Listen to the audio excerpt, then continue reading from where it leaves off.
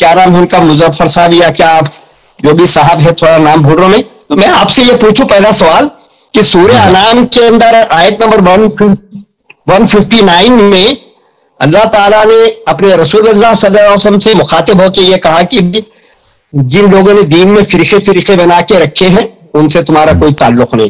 تو میں تھوڑا اس سلسلے میں بھی آپ سے مشورہ کروں گا. اور دوسری بات یہ ہے کہ بھئی جس بات کو ابلیس پسند نہیں کرتا کہ اللہ کی بات جو ہے اس کے بندے مانے, اس واسطے کہ اس نے اللہ کو چیلنج کیا ہوا ہے سورہ ہجر کے آیت نمبر 39-40 میں کہ میں تیری اولاد آدم کو بہکاؤں گا بجوز اس کے جس میں تجھ کو تھامے ہوئے ہیں.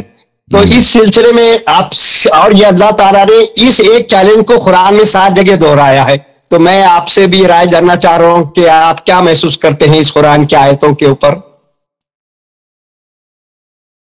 دیکھیں, ان الذین فرقوا دینہم وکانوا شیعا لست منہم فی شیء, جنہوں نے دین میں افتراق پیدا کیا اور گروہ بن گئے, آپ کا ان سے کوئی رابطہ نہیں ہے. اہل بیت اطہار علیہم الصلاۃ والسلام کا اس کے ذیل میں حدیث ہے کہ ان الذین فرقوا دینہم, اس سے مراد ہے ان الذین فارقوا علی بن ابی طالب علیہ السلام, جنہوں نے ہمارے آقا, ہمارے سرور, نفس نبی صلی اللہ علیہ وآلہ وسلم, وارث نبی صلی اللہ علیہ وآلہ وسلم, مسلمین کا ولی, مسلمین کا امام, ان کو چھوڑ کے دوسروں کو امام بنا دیا. فرقے تو اس سے بن گئے نا, فرقہ تو رسول صلی اللہ علیہ وسلم نے تو نہیں بنایا, فرقہ انہوں نے بنایا ہے. فرقے بن گئے جب رسول صلی اللہ علیہ وسلم کی سنت کو, ان کے اقوال کو, ان کے فرامین کو چھوڑا گیا, ترک کیا گیا. تو جب رسول صلی اللہ علیہ وآلہ وسلم نے, فاروقی صاحب, انہوں نے فرمایا کہ علی ولی کل مؤمن من بعدی, امام علی علیہ السلام میرے بعد ہر مؤمن کے ولی ہیں. ملاحظہ کریں, یہ کتاب سنن ترمذی, چاپ دار الفکر, 2005 میں چھپی ہے. یہ رسول صلی اللہ علیہ وسلم کی حدیث ہے, اور ترمذی اس حدیث کو نقل کر کے کہتے ہیں یہ حدیث حسن ہے.